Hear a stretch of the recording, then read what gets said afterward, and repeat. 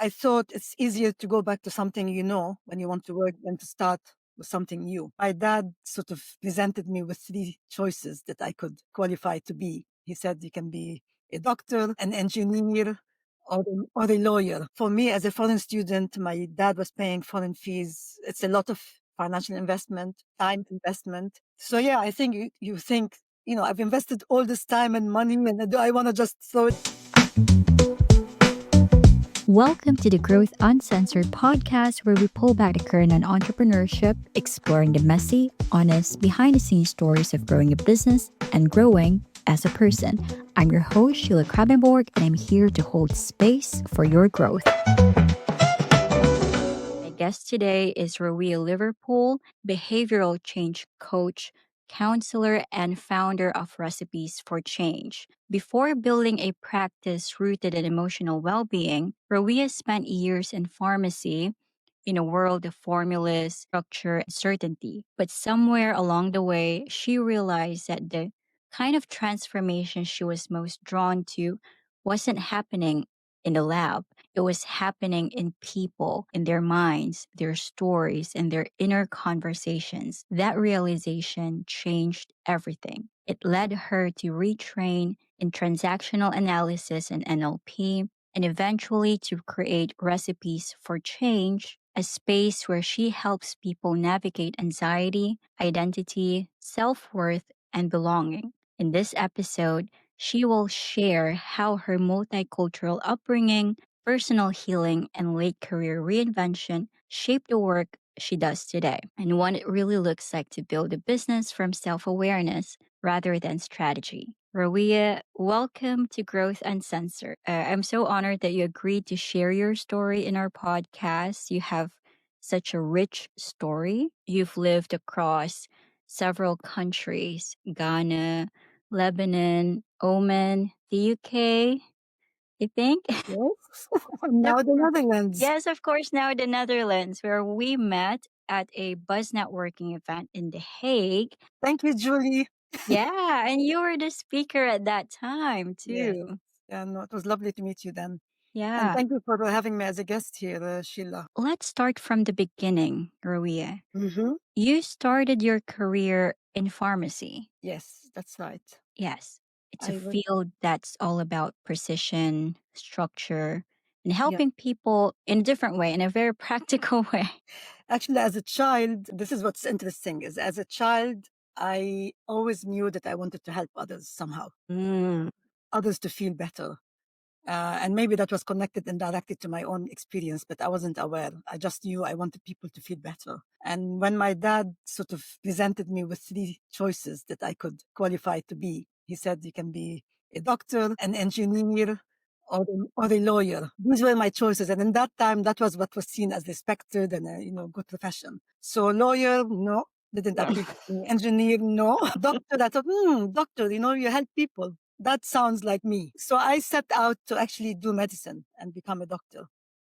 And then Oh. life took me eventually to the UK because of the civil war in Lebanon. That was not in the plan. And when I arrived to the UK, the system of education was different. The culture was different.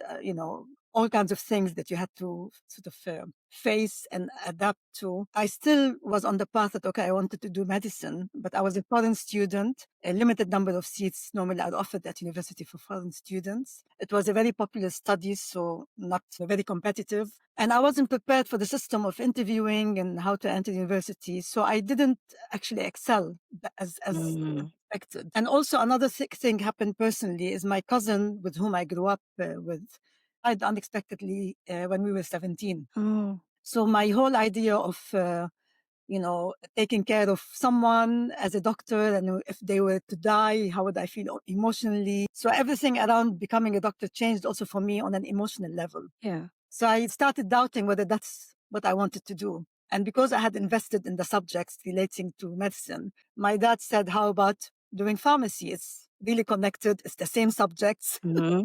And also with his way of thinking from that generation, he's like, oh, I'm a woman. It offers me more flexibility when I become a mother. So that's how I ended up becoming a pharmacist, a kind of roundabout way of, and I worked in the field for a long time and I thought I was happy, Um, but within pharmacy, I remember that clients would come when we were explaining, the use of drugs to them, and they would ask me questions that were not related necessarily to the medication. They felt comfortable talking to a pharmacist. They found us more approachable than doctors. So often it was touching on certain personal stories, Mhm. um, and I didn't mind that. I really wanted to help, and I found that part of the job really interesting. But Oh, yet, it was not pharmaceutical. yeah. But still, I wasn't aware that I'm in the wrong profession. Yeah. So when did you start to feel that maybe pharmacy is not in alignment with me anymore?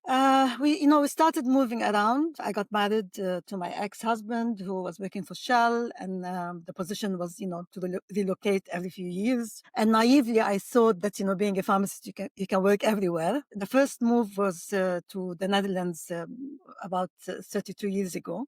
Okay. And I thought, I'm qualified in Europe. It's easy to just come and work in the Netherlands. But of course, I realized it's a different language. Even though I'm qualified in the UK, which is a European country at the time, I still needed to accredit my qualification, get myself recognized in the country here, which took time. So yeah, suddenly I realized it's not as flexible as I thought to move around and just work. And also in the same period, I realized that I was pregnant. I was here for 10 months. I got my qualifications, accepted, but then we were moved to Scotland. Wow. So in Scotland, I sort of did a kind of temp work. So when Okay. somebody needed a pharmacist to cover for a certain period of time, I would cover because I was a parent then and I wanted to be with my daughter. And my ex was working offshore sometimes. So that temping sort of work, fitted my lifestyle at the time. And then we ended up in Oman. We moved again. Okay. Now, these moves, of course, are challenging. First of all, I left my work Yeah. to move somewhere else and try to carve, and find work. So that's a challenge, adjusting to a new culture, new country.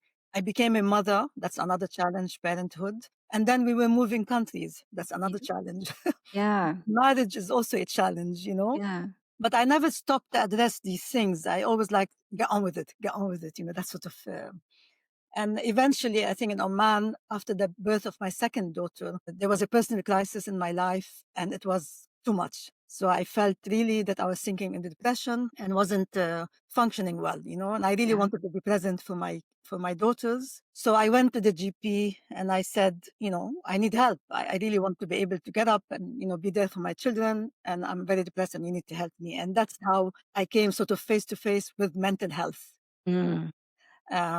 So the GP at the time gave me a medication, which because I'm a pharmacist, I refused to use. I thought, I haven't done anything else. I'm not going to just straight away medicate before I tried, different avenues. So I didn't use it. And he referred me to a psychiatrist. And when I went to the psychiatrist, he realized that my issue was not clinical, Mm. or sort of social. So he recommended that I see an NLP coach. Okay. And I had never heard of NLP before, but I was so desperate that I was willing to try anything. Yeah.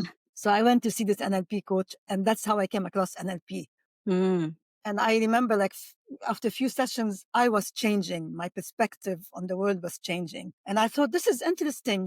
Why didn't I know this when I was younger? I would really Yeah. like to learn more about this.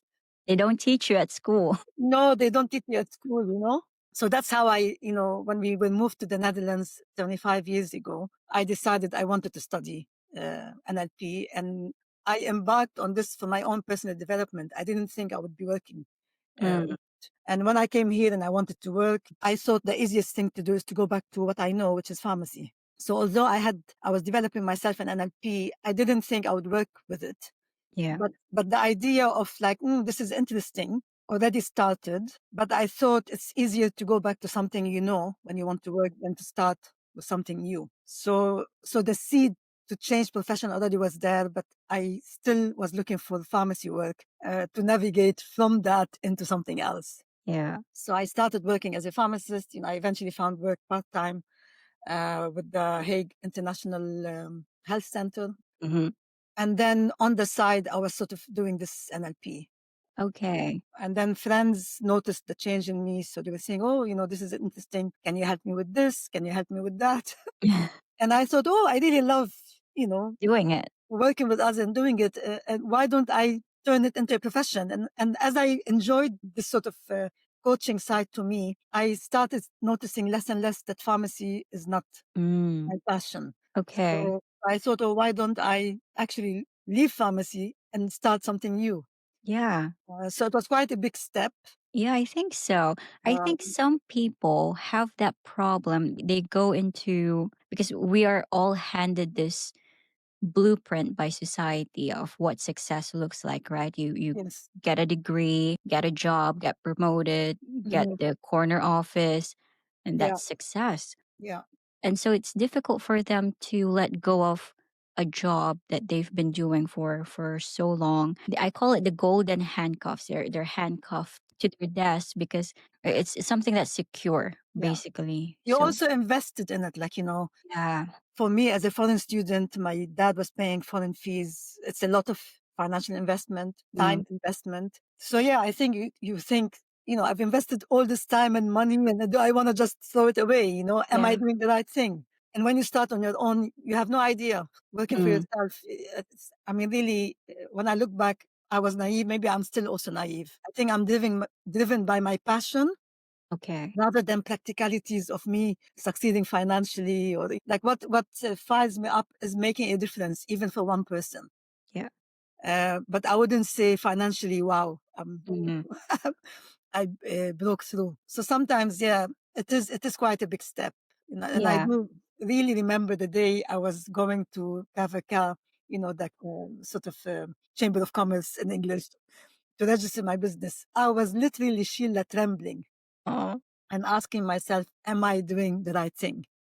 is this the right path? Is this the right path? Am I crazy? It's a lucrative job as a pharmacist. It's a sure thing. You're Mm, employed, you get paid. Am I doing the right thing? yeah. But Exactly. still something just propelled me to Mhm. continue. Yeah. And I never regretted it. I haven't regretted that change. And then later I've added the counseling qualification because once I was in this world, I came across a lot of other things that I thought were interesting and complement what I already did. So then I also did the training with transactional analysis to become a people practitioner and added that to my sort of toolbox, so to speak. Yeah. I like that. I Yeah. think some of our audience also are just at the point of their careers where they're just starting out. So for them, success basically, they don't know what success looks like. Success means what society said it was. Like, okay, you have to have this amount of money by this time. It's more monetary gains, isn't it? Yeah. Financial gains. Yeah. So when you were young, can you remember what success meant for you before versus what it means to you now? I think when I was very young, it meant getting the grades at school Oh my because gosh, Asians can relate to that. I grew up in a culture, like my dad didn't finish his education. So he really valued education and he saw it Mm, as a gateway to making yourself and being independent. And to a certain extent, he's right. When you have a qualification, you can always find work. It does help. It's not really a myth, but he valued it. And it was very important that you did well at school. yeah. So for me, my goal is like to get those grades. Mm, So that was my focus, to pass every year at school, to pass my degree. We did the baccalaureate system in yeah. Lebanon at the time. Then when the war hit and we moved to the UK, it was a different system, A levels. Also, actually, before that, when I was 14 and the civil war happened, we had to move temporarily to Ghana for 3 years. Okay. That was the first time when I had to sort of move schools and enter the different system of education. And every time I moved, I lost a year academically. Oh my So the god. system was different. Um, and you had to adjust. So they felt, oh no, you need time to adjust to the system. So I lost 3 years in total academically with the moves, because of the war from Lebanon to Ghana and from Ghana back to Lebanon Yeah. and finally from Lebanon to the UK. Okay. So I think at that time it's just making it through, passing my exams, passing my university. And then the next thing was getting a job, getting employed. You've invested and you have a degree. Now it's, getting a job and working and being financially independent. So it was maybe a limited view, but that was it really. It's just to make it and be able to be financially independent. So my dad doesn't have to spend on me Mm, anymore and take care of myself. yeah. I can totally relate to that because my dad also didn't finish his education. He only finished second grade. Yeah. because, financially, my grandparents couldn't really send him to school. So what he did was he worked as a construction worker and then built his own furniture manufacturing business. So he did really well. He still has the business up until now, 30 Yeah. years later. Great. Yeah. And so what he would like us to have is to have the diploma, the degree, because he never had any sort of diploma all his life. He didn't finish elementary school, high school, Yeah. university. So that's my definition of success, I think, when I was young, even though I dropped out of school at 18 years old Yeah. because I started freelancing online, and I think the teachers couldn't understand what I was doing. Why are you working and studying at the same time? It's Yeah. because I lost my scholarship, so I need to fund my own education. Yes. And I think he felt really disappointed at that time. No matter how much money I was making, Yeah. my dad always felt like I was a failure because I didn't have the degree. So I went back to school and get the paper, but it didn't mean anything to me. Yeah. Yeah. This is more for him. And that's the thing. Sometimes really we live a life that is not to do with our own values, but more values we inherited Mm, from a past generation. And often it's to do with their story, what was missing for them. yeah. And then somehow, without them realizing, they push that on us. Yeah. And we have to fulfill a dream that they dreamt, but it's not our dream. Yeah. And often Exactly. we never pause to think, why am I doing this? Is it Mm, really what I want, yeah. In some Exactly. way, thinking I want to become a doctor and then becoming a pharmacist was something indirectly to do with the previous generation, And I worked in it for some time and there was no, I wouldn't say there's a waste. You always learn something from that profession, especially if it involved counseling doctors, counseling patients. So those skills were already there, Yeah. even though I wasn't like counseling for mental health or emotional well-being. Yeah. So I don't feel that anything we do in life is lost. We do learn something from it, Mm. but it doesn't mean we can't change or reinvent ourselves. That possibility is there. You've registered in Kavika. Was it in 2012 then you started? Yes, in 2012 I started the Recipes for Change. Mm. So April, I think. April. Okay. It was April, and April happens to be my birthday month as well. Wow. Double celebration. I think it is March, April, that sort of time. Yeah. Okay. What was your vision like for your business back then, and how has it evolved to Yeah. now?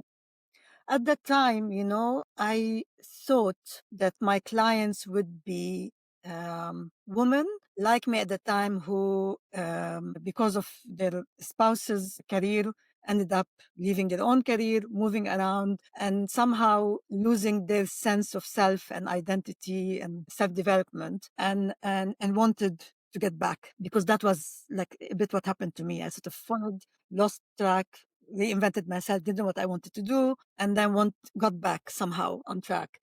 And I thought these would be my clients. Yeah, I thought these were your clients actually. Well, I thought at the time it would be people who are not working, who want to get back to work. Yeah. But I actually was getting people who were working. Okay.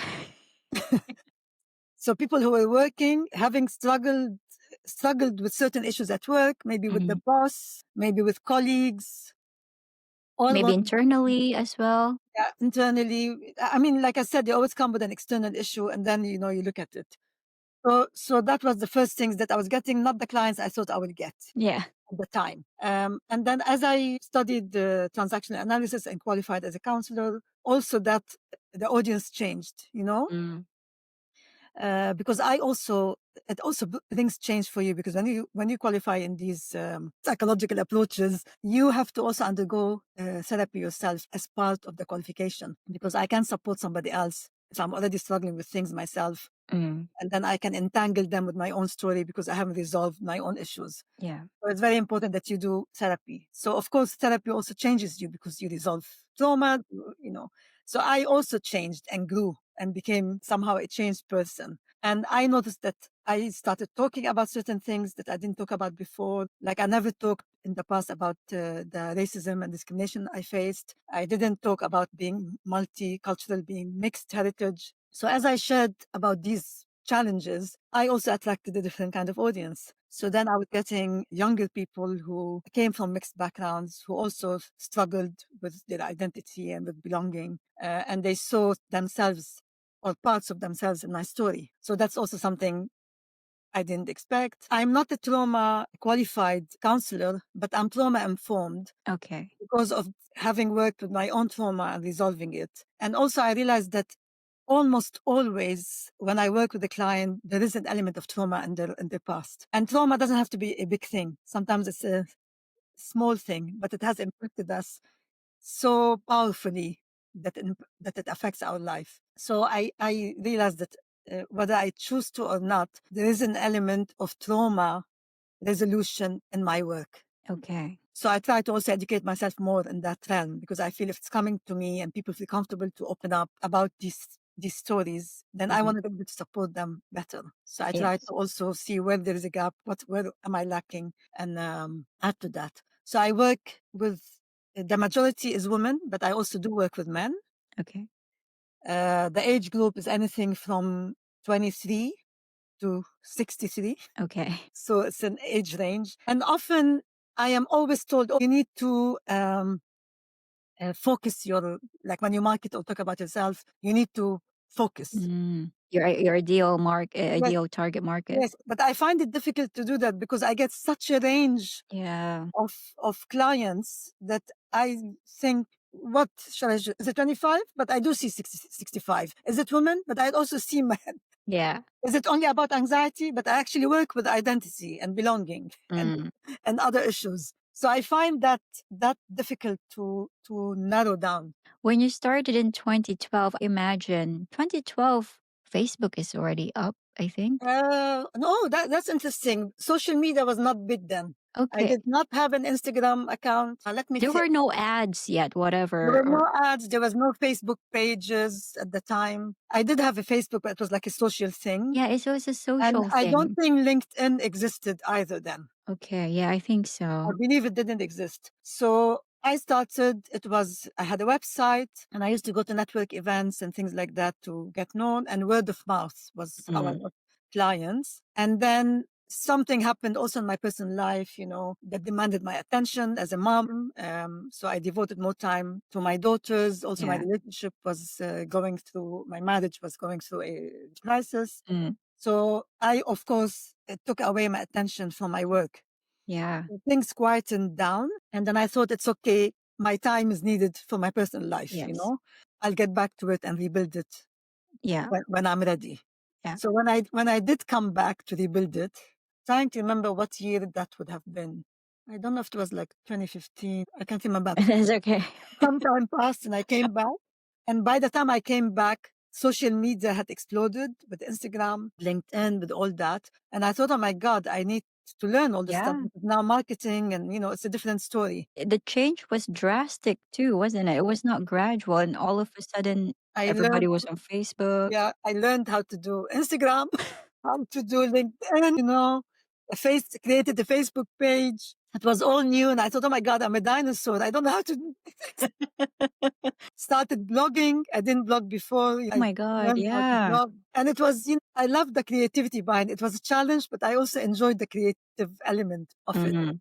And I discovered that I really love writing. I didn't know Okay. before. So I really love writing. So yeah, it was a different, it was a different, it was the same business, but different, Yes, you it know? was the same business, but a whole different, I don't know, generation. It's not a generation, but it feels like a different environment. Yes, things have changed, really. And then Yeah. also we were hit. I never worked online. I always worked in person. And then we were hit by Corona. Yeah, 2020, a different And then there was the struggle. lockdown. And again, I came to a standstill because I worked in person and that's it. We were in lockdown. Nobody saw anybody. And I was very resistant in the beginning to the idea of working online because I thought, oh, I need to have the person present. It Face to doesn't work, face. And then moment came and I thought, if I'm not gonna be Change. flexible, yeah, be flexible, open my mind to different possibilities, then this is the end of it, Yeah, So exactly. then I sort of thought, okay, let's try. Let's see if I can find a creative way of how I can do this online. And Mm, then, I did. The majority of my work is still in person because people really like it. And I still favor it more. yeah, Yeah. of But course. but it's possible to also do it online. Oh, I've learned creative ways of how the things I do in the room, I can actually explore on the screen. okay. So in some way, when you face challenges and you overcome them, you also grow and develop yourself. Yeah. And you add to your skills. So yeah, that is also another change that we went through. Yeah. It was a good change too because I feel like before Zoom was not really as advanced at this as it is now. Nobody knew Zoom. Also, it was free. Now they make Now they now you need to pay for it. They need to make money off it. they realize it's popular. And I mean, really, what I find funny is the word Zoom for me only meant zooming in, zooming out. But now it's a whole different meaning to the word Zoom. It's an app where people can talk online or do business now online. How did that period of pause or reentry change you as an entrepreneur? Did it change your perception about like, okay, I have my business, but I also have my family? Well, yeah, I mean, for me, all throughout life, my priority was family. Family. Because I always say if your personal life is not going well, it will impact your professional life. We can't keep them separate. It's an illusion when we say, oh, these are separate. If you're not happy and something's bothering you on a personal level, it will spill into your professional level. And if something is not going okay in your professional level, it will spill in your personal life. Mm-hmm. So it's important that you pay attention to both. And I think we should start with our person. So always my priority was the family first, my personal life first. And also, I think I owe it to my clients Yeah. to be okay personally before I work with them. Mm. Because when I want to sit with a client, I want to be fully present with them. I don't want to be distracted by some issue in my personal life. So that's why we have therapy in place when you are working. We have supervision in place when you work in order to take care of that personal life and make sure that we're in balance and everything's fine. So we can conduct our work with clients ethically. Yeah, exactly. So yeah, if things were overwhelming, then yes, it's best that I take a break Yeah. from the work because it's not fair on my clients if I'm not there present fully with them. Yeah, And exactly. also as coaches, counselors, therapists are human beings. We also have our stories and our issues. I mean, it's not like we are a robot and we deal with nothing. That idea of like we figured it all out is rubbish. Yeah. We are human and we deal with things every day. And sometimes we can use that to support our clients and ourselves rather than pretend, oh no, I've got it all figured out. So often when I write posts or share, I also share that human side of work. In the same way my clients struggle with issues, I also struggle. Yeah. But sometimes it's nice to work with somebody who is disconnected from your personal life, who can observe Yeah. more balanced, can look at your life in a different way than you would Yes. yourself, because there's that Bias sometimes. exactly. Yeah. Yeah. I'd love to end this episode with the name that captures everything that you do so beautifully. Recipes for Change. Why Recipes for Change? What does that name mean to you personally? The way it came to me is like when I told you that in my 30s, I had this crisis and then I ended up seeing this NLP coach and I started, changing. It really felt like someone had given me a recipe for change. And then I liked cooking in that time. And I sort of realized how food brings us together. Yes. So something around the recipes, I thought, oh, they really apply in everything in our life. There's a recipe for cooking, but there's also a recipe for a change in ourselves. So that idea of like, oh my God, I feel like somebody gave me a recipe for change stayed with me from that time without thinking that I'm going to use it in my work. Yeah. Later, when I started, I thought, yes, this feels right. And some people discouraged me from it because they said, oh, people, when they look at recipes, they always think about food, that nobody's going to realize it's to do Oh, I love the yeah, name. It with, immediately clicks with to like me. mental health and emotional being. But the funny thing is that I got clients because they looked at it and they thought recipes and they were interested in cooking. And they looked at my I'm site interested and in they thought, oh, this is interesting. It's something else. I need this. You're You targeting know? a different audience now. That's what I find amusing, that I actually got clients because they thought it was food and they realized it's something else and they thought, I need this. But that's how it started, you know? There you go. Another change. Thank you so much, Rawia, for sharing your story. Your journey is a beautiful reminder that reinvention has no timeline and that growth begins the moment we decide to live our own story. We make the recipe for change. Absolutely. Thank Oh, you so much for your interest, Sheila, for listening, for questioning. I really enjoyed the conversation.